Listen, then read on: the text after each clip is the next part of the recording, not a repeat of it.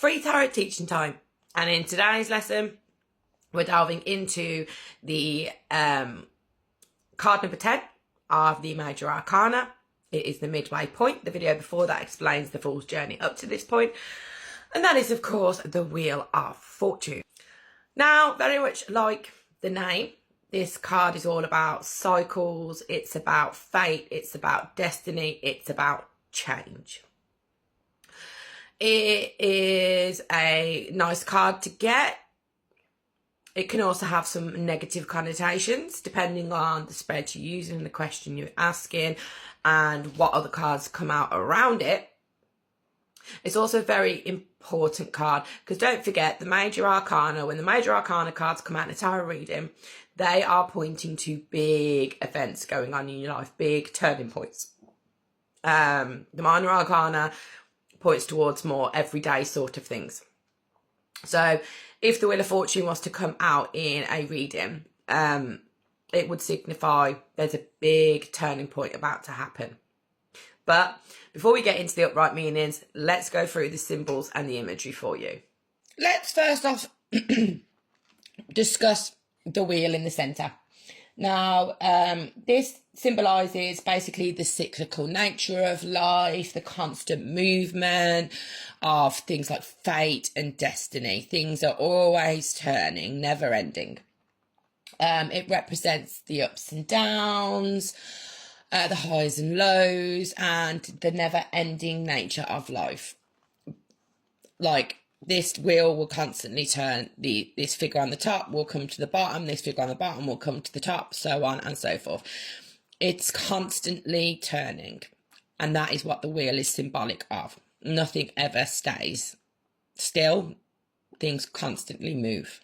Okay, let's get into some of the figures next. So we have a Sphinx at the top here.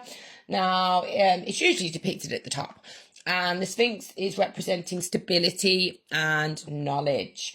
It symbolises the quest for understanding and mastery over fate.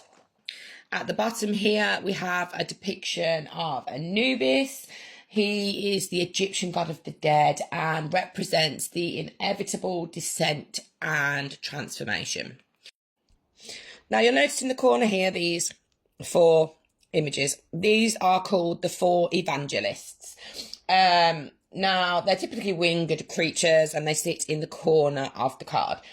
And then you've got the angel over here who represents Matthew. You've got the eagle over here who represents John.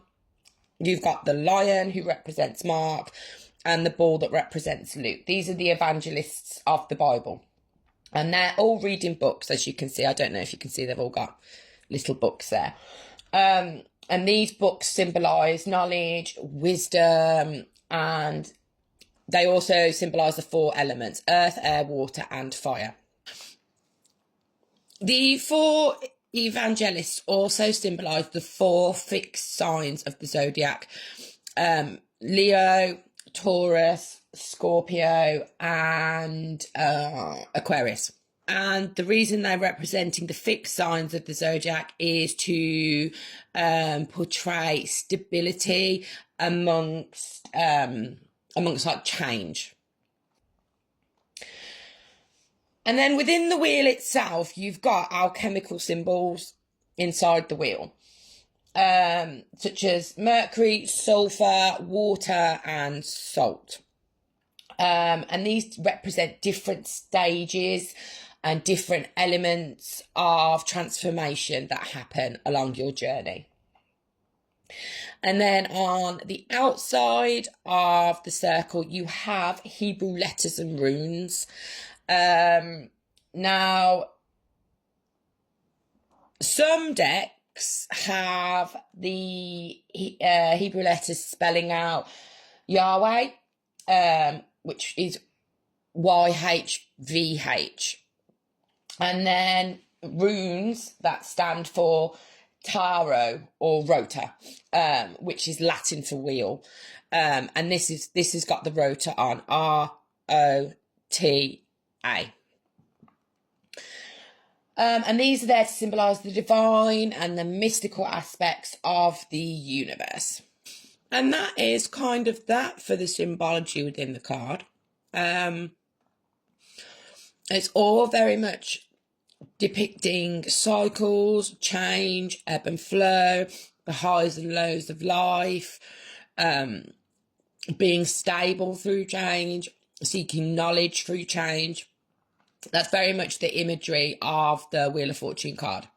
So join me in the next video where we'll be discussing its upright interpretations.